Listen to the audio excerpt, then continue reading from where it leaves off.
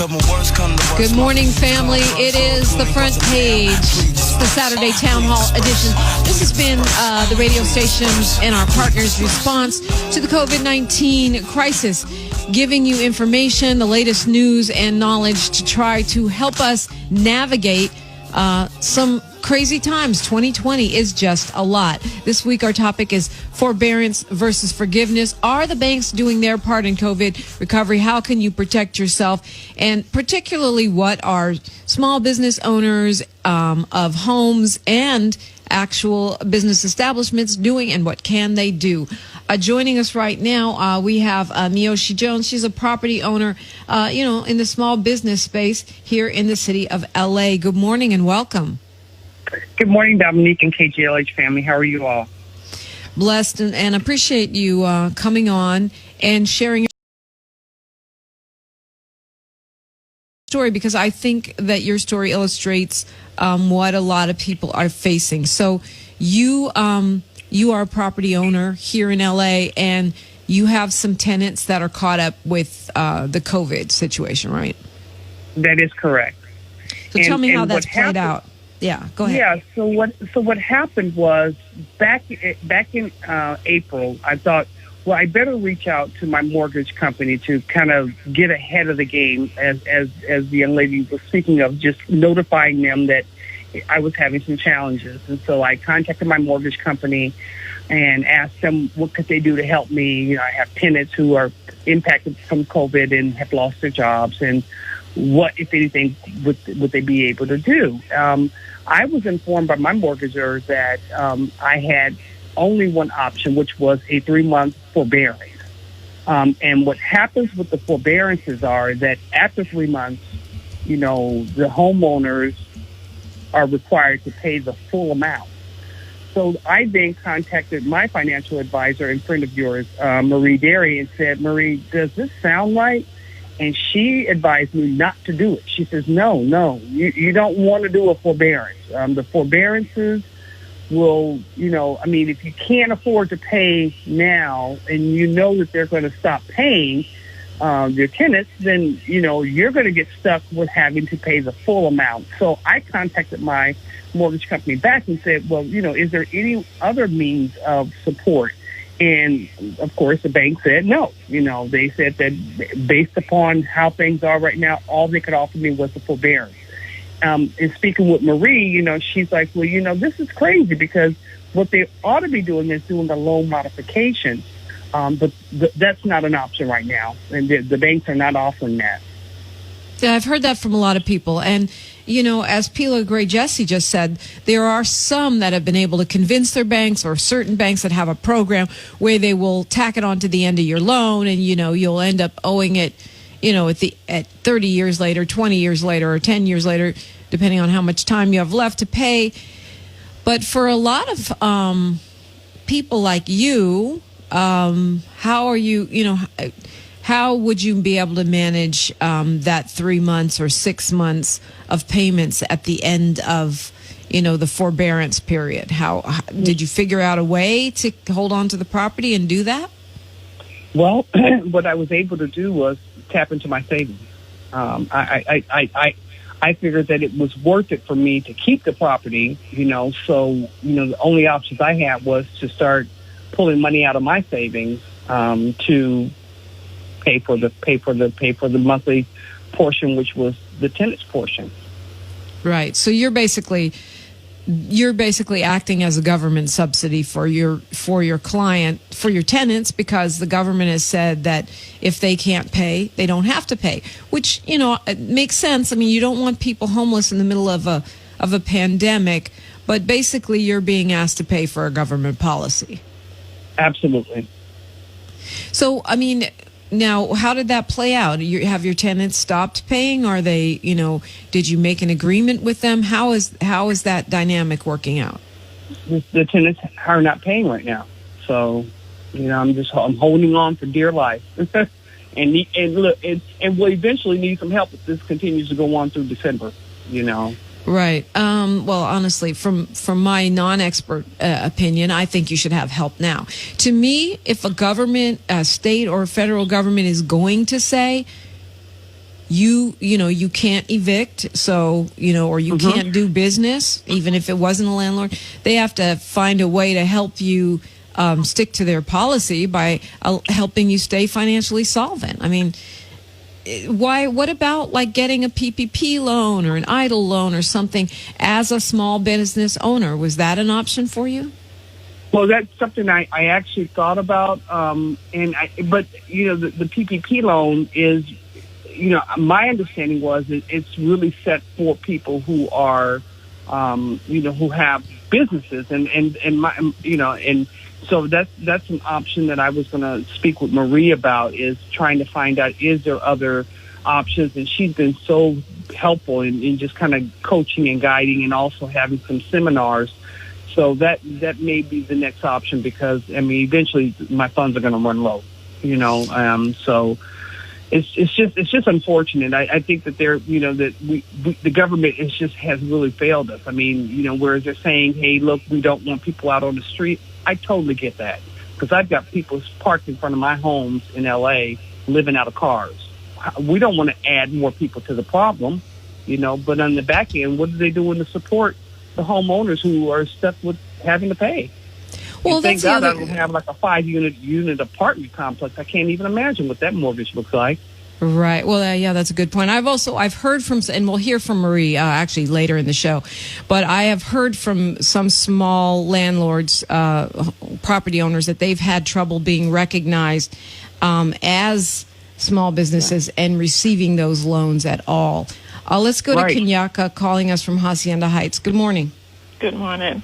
I think the government should put people on temporary Section 8 that would help the small landlords out, because to just say, you can't put the burden on the banks, because they're, how they are. They don't want to lose either, but this is the government. We're the taxpayers, and people shouldn't just lose their home and be behind the property. I know at one point people wasn't renting to people with Section 8, but I always have one Section 8 person, because that covers things. But so are you? So you're a property owner also? Yes. And so you think Section 8 has been a good safety measure for you as a small business owner? Yeah, at least one Section 8 tenant. A lot of people wouldn't encourage and don't rent to people with Section 8. I know people with Section 8 vouchers was having a very difficult time. Even though it's illegal to discriminate against them, but I know you're telling the truth right now. Yeah. So I think that would be the best way for the government to really settle everything and keep the people in their property, because I know people are struggling. But just put everybody on Section 8. It's like we're the taxpayers, so we paying the taxes. It's not their money; it's our money. So that's one way to cut all the red tape out, and the landlord and all the people that have tenants will get their money up front. It's an interesting idea, Kenyaka, because it's like the mechanism that's already in place to subsidize renters. It's almost like the rent version of Medicare for all, right? Right, exactly. All right, thank you for sharing that. I appreciate it. Miyoshi, what's your response to what Kenyaka just put on the table? Yeah, I think that's a great idea. In a sense, it helps both of us. You know what I mean? It just, you kind of, Section 8, I've had tenants that have used Section 8 in the property, and, a large portion of the money does come from Section 8. But right now, what are we doing now? It's like, what can I do now? My tenants are not Section 8 tenants. And so what do I do at this point? Or what kind of support can we get temporarily while we're all trying to figure out how to get ourselves out of this hellhole we're in? Right. So if you were the queen, or if you were the president, what would you do? What do you think would be helpful? Kenyaka's interesting because she doesn't want the banks to have the burden either. Right. I think that the banks should have some of the burden, because I think they get big, huge subsidies from the government. But I can understand Kenyaka's point of view. It's a pro-business point of view. Don't penalize the banks. Don't penalize the tenants or the landlords. Create a bridge to get us through this COVID crisis. It's one way to go, and it's a legit way. What's your way if you were in charge?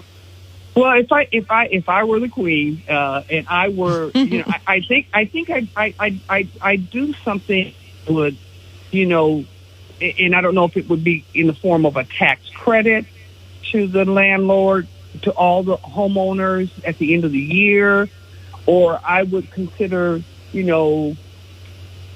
gosh, I mean, it really, I think it should come across the board. And since, as we know, federal money goes to the top, and it goes to those that know how to get it.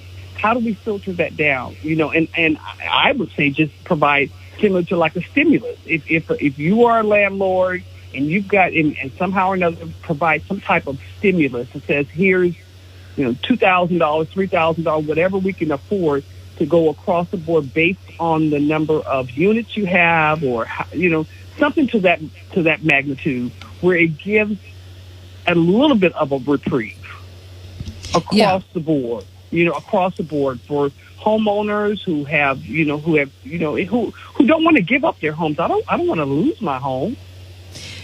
Of course you don't. And I was talking to some small business homeowners during the week, during our, the weekday, and they were saying, that right now you can't get help if you have more than 4 units.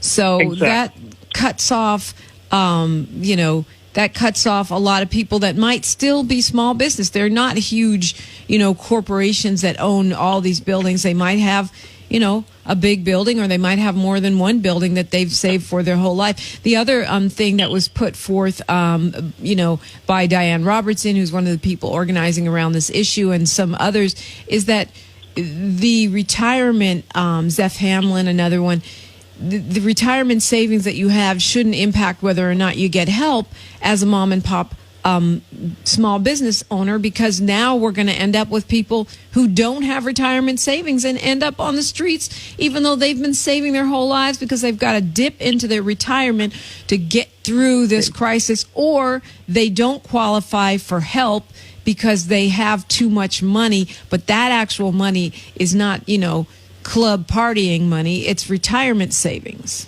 Right. And so, and to that point, they've worked hard to have money. They've invested in America. They've done all the right things to save, and now all of a sudden you're being penalized. I mean, again, it's a form of penalty. And I work for an AIDS organization. I don't want. Do you know how many people are out there that are homeless?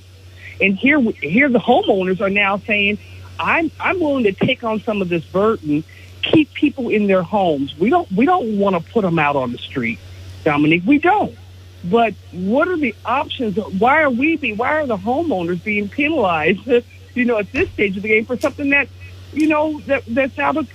was not in our control? This pandemic is way beyond, just a small problem. This could last we don't even know the outcome of how many months this is going to take to get us out of this hole. You know what I mean? Yeah, so it's a great point. It's just unfair. It's just really unfair, and I don't think the government is looking at the big picture. I really don't think they are. I don't think that they're looking at it, and I know that we've got a lot of things going on that we've got to look at in the next 6 months.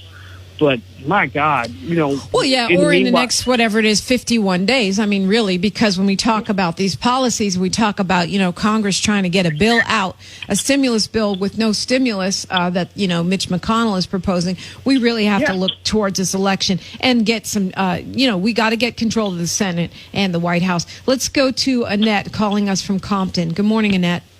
Good morning. What's your question or comment, real quick, please? My comment is that our government caused this problem. Okay, the government caused the problem. Gotcha, I agree. Our leader, our president caused this problem. I don't want to say his name.